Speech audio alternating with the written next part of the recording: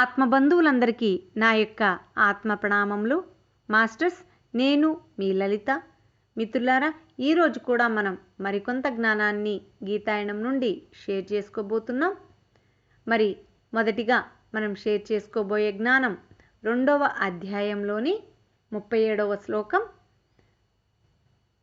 హతో వా ప్రాప్స్యసి స్వర్గం జిత్వా వా భోక్ష్యసే మహీం తస్మాత్ ఉత్తిష్ట కౌంతేయ యుద్ధాయ కృత నిశ్చయః.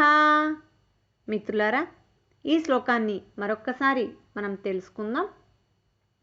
హతో వా ప్రాప్స్యసి స్వర్గం జిత్వా వా భోక్ష్యసే మహీం తస్మాత్ ఉత్తిష్ట కౌంతేయ యుద్ధాయ కృత నిశ్చయః. మాస్టర్స్, ఇప్పుడు తాత్పర్యాన్ని తెలుసుకుందాం. అర్జున, యుద్ధంలో ఒకవేళ నువ్వు మరణిస్తే స్వర్గం పొందుతావు, లేదా గెలిస్తే ఈ భూలోక రాజ్యాన్ని అనుభవిస్తావు. కనుక యుద్ధం చేయాలనే దృఢ నిశ్చయం గలవాడివై కార్యోన్ముఖుడివి కా అని ఇక్కడ మనం తాత్పర్యాన్ని తెలుసుకున్నాం. మరి ఇప్పుడు ధ్యాన వివరణని తెలుసుకుందాం. మాస్టర్స్, వీరుడైన వాడు యుద్ధం చేస్తూ మరణిస్తే దానిని వీరమరణం అంటాం. వీరమరణం పొందినవాడు ఉత్తమ స్వర్గం చేరుకుంటాడు, స్వర్గ సుఖాలను అనుభవిస్తాడు. కనుక యుద్ధం చేస్తూ మరణిస్తే చింతించాల్సిన అవసరం లేదు. యుద్ధంలో జయిస్తే ఎలాగూ రాజ్యాధికారం, రాజ్యభోగాలు అన్నీ మన వశమే అవుతాయి. ఏ రకంగా చూసినా వీరుడైన వాడికి యుద్ధం చేయడమే సరైన నిర్ణయం. కనుక ధర్మ సంస్థాపన కోసం యుద్ధం చెయ్యాల్సిందే అని ఉద్బోధిస్తున్నారు శ్రీకృష్ణ పరమాత్మ అర్జునుడికి. ప్రతి మనిషి ఈ జీవితం అనే రణరంగంలో ప్రతి క్షణం తన ధ్యేయ సాధన కోసం యుద్ధం చేస్తూనే ఉన్నాడు. పుట్టుక ద్వారా ఈ జీవిత కురుక్షేత్రంలోకి ప్రవేశించాం. ధ్యేయ సాధన అనే యుద్ధం కృతనిశ్చయంతో చెయ్యవలసిందే. మరి ధ్యేయ సాధనలో మధ్యలో ఎప్పుడు వెన్ను చూపరాదు, వెనుకంజ వేయరాదు. భయంతో వెనుకకు తిరిగిపోకూడదు. ముందే బాగా ఆలోచించుకోవాలి, కృతనిశ్చయం తీసుకోవాలి. తర్వాత ఆ నిర్ణయాన్ని కర్మగా మార్చుకోవాలి. సమత్వంలో ఉండి, యోగత్వంలో ఉండి చెయ్యదలుచుకున్న పనిని కృతనిశ్చయంతో చెయ్యాలి. ఇది ముముక్షువులకు, ధ్యాన సాధకులకు మహామంత్రం వంటిది.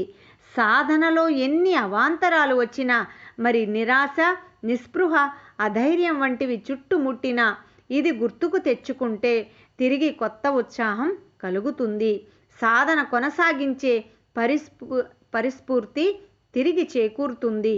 మన యోగ సాధన అనే సంగ్రామంలో ధైర్యంతో కృతనిశ్చయములై ఎల్లప్పుడూ ముందుకు సాగాలి. మాస్టర్స్, మిత్రులారా, మరి ఇప్పుడు మరొక శ్లోకం ద్వారా మనం జ్ఞానాన్ని తెలుసుకుందాం. ఆ శ్లోకం 2వ అధ్యాయంలోంది 40వ శ్లోకం. నేహాభిక్రమనాశోస్తి ప్రత్యవాయో నయ విద్యతే స్వల్పమప్యస్య ధర్మస్య త్రాయతే మహతో భయాత్. మాస్టర్స్, ఈ శ్లోకాన్ని మరొక్కసారి మనం తెలుసుకుందాం. నేహాభిక్రమనాశోస్తి ప్రత్యవాయో న విద్యతే స్వల్పమప్యస్య ధర్మస్య త్రాయతే మహతో భయాత్. మాస్టర్స్, ఇప్పుడు తాత్పర్యాన్ని తెలుసుకుందాం. ఈ యోగంలో ప్రారంభించితే నాశనం ఉండదు, పైగా విపరీత దోషం కూడా ఉండదు. ఈ ధర్మం స్వల్పమైన గొప్ప భయం నుండి రక్షిస్తుంది. మరి ధ్యాన వివరణ తెలుసుకుందాం. మిత్రులారా, ఈ యోగంలో ఎంత ఆచరిస్తూ ఉంటే, ఎంత కృషి చేస్తూ ఉంటే అంత ఫలితం తప్పకుండా ఉంటుంది. అలాగే వైదిక కర్మాచరణ సక్రమంగా జరగని పక్షంలో ప్రత్యవాయము అనే దోషం కలుగుతుంది. కానీ ఈ యోగం కొద్దిగా చేసినా కానీ అది జనన మరణ సంసార మహాభయం నుండి ఉద్ధరిస్తుంది. సత్విద్య అభ్యాసం కొంచెం అయినా అది గొప్పదే. అసత్య విద్యను కొంచెం తలపెట్టినా అది అనర్థదాయకమే. ఆత్మ విద్యను కొంచెం తెలుసుకున్నా అది సాటి లేనిదే. యోగ సాధనను కొంచెం చేసినా అది సాటి లేని ఫలితాన్ని ఇస్తుంది. ధర్మాన్ని కొద్దిగా ఆచరించినా అది ఎంతో లాభదాయకమే. అధర్మానికి కొద్దిగా తల ఒగ్గినా అది ఎంతో నష్టదాయకమే. సన్మార్గంలో ప్రారంభించినది ఏది ఎప్పటికీ వృధా కాజాలదు. ధర్మ మార్గంలో ప్రారంభించినది ఎంత చేస్తే అంత భవిష్యత్తుకు గొప్ప పునాది అవుతుంది. మాస్టర్స్, మనం ఎంత గొప్పదైన నాలెడ్జిని మనం ప్రతిరోజు కూడా షేర్ చేసుకుంటున్నాం.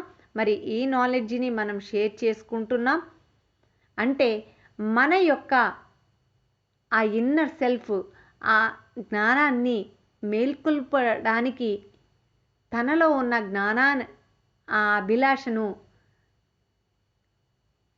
మేల్కొల్పడానికి సిద్ధంగా ఉంది కాబట్టి మనం ఈ జ్ఞానాన్ని అందుకోగలుగుతున్నాం.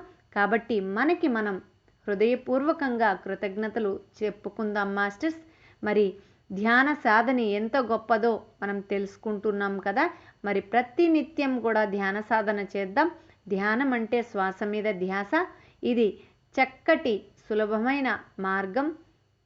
Okay masters, thank you. మరిన్ని వీడియో నోటిఫికేషన్స్ కోసం ఈ ఛానల్ని సబ్స్క్రైబ్ చేయండి, లైక్ చేయండి, షేర్ చేయండి. Thank you Lalitha.